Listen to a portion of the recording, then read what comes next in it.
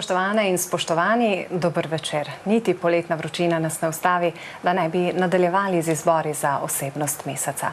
V začetku tega meseca ste za osebnost meseca julija izbrali Vlada Kostevca. Vlado, dober večer in dobrodošli pri nas. Lep pozdrav, dober večer in seveda pozdrav vsem gledalkam in gledalcem naše prijetne televizije, vaš kanal. Vlado, ste predsednik turističnega društva Suha krajina in kot predsednik in idejni oče srednjeveškega dne, ki je nekako vrhunec trških dni v Žužemberku in je letos imel že 20. izvedbo, ste bili tudi predlagani za osebnost meseca julija. Ste rojeni Brežičan in zdaj že vrsto let soustvarjate kulturni utrip v Suhi krajini, v Žužemberku. Kaj vas je tako pritegnilo, da ste se odločili, da ste zavihali rokave in da ste rekli, tukaj bom pa jaz dal vse svoje moči, vso svojo energijo in uresničil številne ideje, ki jih imam? Ja, kakorkoli se bi rad na začetku zahvalil vsem, ki so glasovali za vse nas 3 kandidate, posebno pa se iskreno zahvaljujem tistim, ki so glasovali zame. Zakaj? Kot rojen Brežičan, zmeraj rečem, da sem tudi zaveden Krajnčan, ker Suha krajina je bila nekako na kraju, ampak ta moja življenjska pot, ki mi je pripeljala v Žužemberk in Suho krajino, ni bila načrtovana, da bo trajala, mogoče tudi doživljenjsko. Ampak nekako priješ tam, začneš spoznavati ljudi, pokrajino in ta neverjetni žužemberski grad, ki je bil takrat še zaprt. Na gradskem dvorišču so rasla drevesa in to te nekako začne privlačiti. Lahko rečem tudi z mladosti, saj moj oče izvira iz Pišec in kot mlad fantič že vzmeri z mojim dedom na obisk njegovemu prijatelju v grad Pišece. In ti prostori, ki so takrat še ljudje živeli v gradu Pišece, so me zmeri fascinirali. Pa tudi kot Brežičan smo nekako živeli z gradom, saj tudi Brežiški grad je nekako povezan z mestom, kot tudi Žužemberski, ki je povezan dejansko s trgom. Tako da te nekako to potegne in potem začneš raziskovati to neverjetno, naravno, kulturno in to nesnovno dediščino, kot se danes uradno reče, te običaje, kaj so jih ljudje imeli in nekako to privede do tega, da me je enako očaralo me Žužemberk in ta pokrajina ob zgornji dolini reke Krke. Se pravi, je bila ljubezen že v vas, ampak zaspani grad Žužemberk jo je nekako prebudil in samo še bolj splamtel ta goreč ogenj, željo po spremembah? Ja, nekako vse se je začelo tako odvijati po nekih naključjih, nič načrtovano. En obisk kolesarja, ni bilo dobenega turističnega kataloga. Jaz kot takrat še mlad učitelj v osnovni šoli med počitnicami vidiš, kaj ta turist išče katalog, prospekt, nič nima. Jaz se sam ponudim, da naredim prvo brošuro turistično Žužemberk dvor 1399-1993 na krajevni skupnosti najdem posluh in vsi so mi pomagali in tako sem začel odkrivati to zgodovino. Bilo je v začetku zelo težko, ampak nekako smo takrat prišli do tega prvega turističnega kataloga in s tem se odprla vrata, da bi naredili turistično društvo in tako smo na novo ustanovili turistično društvo, najprej Žužemberk dvor, potem smo ga pa leta 1997 preimenovali v turistično društvo Suha krajina, ker resnično pokrivamo široko področje naše občine in tudi člane imamo iz skorajda vseh predelov Suhe krajine. In eden glavnih projektov ali pa vsaj v medijih in širši javnosti najbolj prepoznavni, najbolj vidni projekt so Trški dnevi? Dejansko, Trški dnevi so pa projekt, ki so nastali ob 600-letnici omembe trga Žužemberk. Na nek način smo morali to predstaviti in če se vrnemo toliko leta 1999, 600 let nazaj, je bil to srednji vek in Žužemberk je bil takrat nekako resnično pomemben trg v dolini reke Krke. med Višnjo Gor in Novim mestom je imel svoj pomen. Tam je bilo tudi okrajno oziroma takrat deželno sodišče in nekako smo probali pač na nek način, jaz sem skozi to idejo, da moramo na nek ta obujeni srednjeveški dan obuditi en del zgodovinski dan nagrado in ga predstaviti, bom rekel, domačinom in širši javnosti. Tako da vsekakor so naši člani, ki so še danes izjemno aktivni, bili za to in seveda posluh občine in župana, takrat se je tudi občina ustanovila, je bil velik in moram priznati, da skupaj smo naredili ta prvi dan in iz tega dneva so na to kar nastali ti trški dnevi z tem srednjeveškim dnevom, ki pa je danes v Sloveniji za najdaljšo tradicijo, saj 20. srednjeveški dan ga ni v Sloveniji.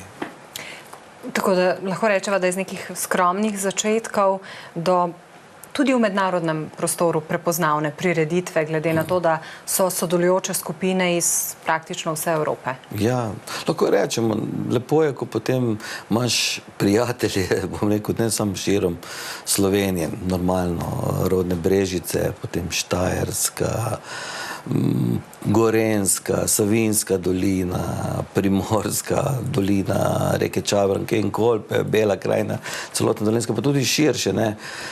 Tako so prijatelji na Hrvaškem Zagorju, v Pregradi, pa v Srbiji, v Golubcu, pa na Slovaškem, v Čahticah, pa sedaj tudi prijatelji v Ruski federaciji, v Tatarstanu. Tako da dejansko smo prepoznani širom, pa Škotska, pa Češka. V glavnem, resnično en širok krog prijateljev, znancev in lahko rečem, da s tem našim delom, ki ga delom ustvarjamo v Žužemberku, dejansko skrbimo za promocijo in nekako Žužemberk dajemo na mesto, ki ga je v zgodovini že imel.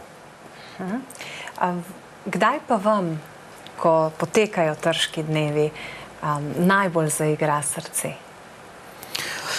Vsekakor najbolj takrat, ko vidim obiskovalce, predvsem otroke, da so nekako začutili nek čas, ko pozabijo na te mobilne naprave in ko se prepustijo grajski raziskovalni poti, ko se igrajo starši kakorkoli z lesenim mečem ali pa čim drugim in da raziskujejo, da jih to nekako pritegne in lepo je tako videti, ko imamo odprt grad, ko skoraj vsak dan en fantič, tam star 4-5 let, pride svojo mamico in uživa v gradu, ne? Je Vitez? Ni Vitez, ampak mislim, to je tako, ko vidiš, ko se nekako tudi z našimi otroci, z moja družina, kakorkoli, je bila pri tem nekako, ali gre zraven, ali pa ne bi mogli speljati to, ne, in ta otroški smeh, ki je bil v gradu, pa potem tudi ostali člani, bom rekel, društva in viteškega reda, ne, ko smo dokaj v gradu in ko daš to življenje v grad, ta otroški smeh, pa tudi jok, ne, kakorkoli, kdaj kdo pade, ampak to je bil del življenja. Takrat vidiš, da je grad začel živeti in da smo vanj vdahnili življenje in to je najpomembnejše. In to nekako je posledica vseh aktivnosti turističnega društva, zagnanih posameznikov, ki delujete v tem društvu in si prizadevate za raznovrstne prireditve, ki posegajo na področje kulture, športa, rekreacije, zgodovine. Ja, lahko rečem, da kot neke vrste skrbniki smo turistično društvo vsekakor dali to življenje, ta duh, ki včasih so bolj rekli, da v grdovi so duhovi, ki strašijo, ampak mislim, da naš grajski duh je zelo prijazen in vsakega sprejme in je zelo vesel, ko pridemo v grad, ne. Ta del smo neminovno dali v turistično društvo, drugače pa nekako ne smemo pozabiti na odbor za obnovo Žužemberskega gradu, ki je tukaj naredil tiste prve korake, da se je začel grad po koncu obnove v 60-ih letih zopet obnavljati. in seveda občina Žužemberk, ki je uspešna na razpisih bila, saj grad se je obnavljal preko takrat tako imenovanega kulturnega tolerja. Od leta 2012 žal teh intervencij ni več in zdaj koliko lahko občina to naredi s tem rednim vzdrževanjem, pa mi kaj sami lahko kaj popravimo, naredimo nekaj novega in pri tem imamo seveda posluh župana Franca Škufca in ostalih, da lahko nekaj tudi v gradu naredimo. Turistično društvo Suha krajina je eno najbolj aktivnih turističnih društev na Dolenjskem, tudi v širši Sloveniji, z vsemi temi sekcijami, so raznoliko ponudbo, lahko na nek način rečeva. Za tiste, ki vas morda ne poznajo tako dobro, lahko v nekaj besedah osvetlite, kaj vse turistično društvo dela. Torej, to niso samo trški dnevi, to so številne kolesarske in druge poti ter dogodki. Kakorkoli, znotraj turističnega društva imamo več delujočih sekcij, kot so ljudske pevke, viteški red, nekoč so delovali še ljudski godci, potem pohodna sekcija, literarna sekcija, pustno-karnevalska sekcija, turistični vodniki. Dejansko je širok krog ljudi, ki so aktivni. Lahko rečemo, da smo društvo, ki imamo 60 aktivnih članov, kar je zelo veliko in ob teh delovnih akcijah pri trškem dnevu je to lepo videti, ko se zberemo vsak neki dela, seveda predsednik je tisti, na katerega si obrača, kaj treba narediti, kaj še to pa ono. Ampak to lepo speljemo. Dejansko pa skrbimo za promocijo, izdajamo promocijski material, skrbimo za prezentacijo te naše izjemne naravne, kulturne in nesnovne dediščine na raznih sejmih, kakor pri nas, tako v tujini. Dejansko sodelujemo v vseh razvojnih projektih, ki so vezani na, bom rekel, ne samo zgodovino Suhe krajine, ampak tudi širšega dolenjskega prostora. Člani turistično društvo je član lokalne akcijske skupine Stik, ki se je ustanovila leta 2016. V glavnem, moram reči, smo en takšen široko društvo, ki je odprto za sodelovanje in zelo radi sodelujemo in vabimo ostala društva in organizacije, da sodelujemo, ker jaz meri pravim, da le v sodelovanju smo močni, in če hočemo razvijati turizem in privabiti ljudi, moramo sodelovati in to je tista neka lastnost pri Slovencih, ki nam ne gre tako lahko iz nas, ampak samo v sodelovanju bomo uspešni, takrat lahko premikamo gore in lahko se predstavljamo tako, kot se v bistvu tudi zaslužimo, da smo. Verjetno je dobro, da poveva, da je vaše delovanje v turističnem društvu prostovoljno. Ja, prostovoljno. Sam ta podatek, da smo v lanskem letu naredili skoraj 13.000 prostovoljnih ur, da smo sodelovali na več kot 230 različnih dogodkih, aktivnostih, da smo se predstavljali ne samo znotraj Slovenije, ampak tudi širom po Evropi, pa tudi, bom rekel, v Srbiji, v Golubcu, da smo bili povsod nekako vključeni, je to ena dejavnost, ki priča, da so člani izjemno aktivni. Včasih tudi 24 ur na dan in predsednik je tisti, ki pa nekako hodi tudi na vaje ljudskih pevk, pa na vse aktivnosti, ker menim, da s tem dajem nekako pohvalo, spodbudo članom in članicam, da je to tisto, kar je vsekakor vredno, da ne delajo nekaj za manj in so to priznanje in vse ta priznanja, ki smo jim mogoče dobili, so zasluga tudi članov, saj brez članov ne more predsednik nič. Člani pa dobrega predsednika tudi ne, kaj veliko. Absolutno. Ta promocija gradu Žužemberka, Suhe krajine, vam po slišanem kar uspeva.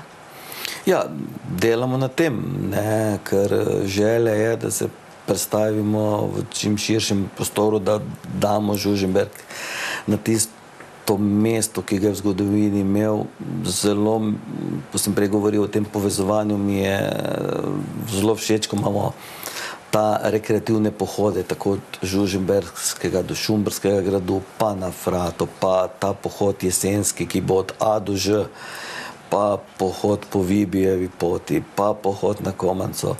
Dejansko poskušamo iz Žužemberka te stare poti, ki so včasih bile, zopet nekako obuditi, da ne bi bila tista pesem res zaživela, kje so stare stezice, ne, ampak je težko, ni lahko, ne, ker marsikaj se je v tem času zgubilo, ampak to je, mislim, da naše poslanstvo, da se povezujemo, da poskušamo te niti prebivalcev znotraj tako občine ali pa Suhe krajine ali pa lokalne akcijske skupine povezati in združevati in se predstavljati širšem slovenskem prostoru. Omenili ste pohodne poti. Čeprav vam vodenje turističnega društva vzame precej večji del prostega časa, ga nekaj pohodništvu vseeno namenite? Ja, kot sem rekel, to je tisto, kar nas veseli in s takimi potmi se rad udeležim teh pohodov. Ti pohodi, ki jih organiziramo, niso nikoli samo, da pridemo od točke A do točke B, vmes kakšni postanki, ampak zmeraj je vmes spoznavanje zgodovine. Že to, kot sem rekel, da sem rojen Brežičan, pa seveda Kranjčan, moram priznati, da poznam neverjetno število legend in poti, pa zgodovinskih znamenitosti ob teh poteh, ki jih domačini ne poznajo, ne.